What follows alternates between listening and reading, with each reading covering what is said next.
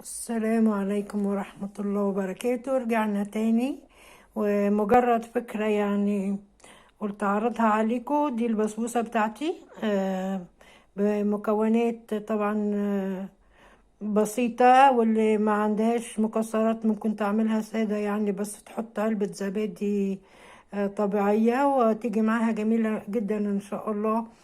وهنا القطايف برضو بالجبنة وبالنوتيلا بالمكسرات بجوز الهند. دي مجرد فكرة. وده عصير البرتقال اهو، ودي الكوبايات، ودي الاطباق والشوك عشان انا وصابرين لوحدينا طبعا. فمجرد فكرة يعني، الواحد بيقول لكم مجرد فكرة ويا رب تعجبكم. وانا نزلت الفيديو اللي قبل ده يعني قلت لكم برضو على الطريقة.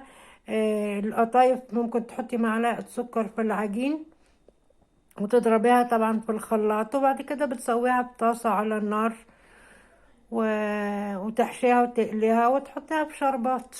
دي كل الشربات طبعا لازم تكون خفيفة زي ما عملتها برضو للبسبوسة. هما كوبايتين مية وكوبايتين سكر، عليهم عصرة ليمون، وبسيبهم تلت ساعة ونزلها من على النار. لازم تكون خفيفة ما تكونش تقيلة.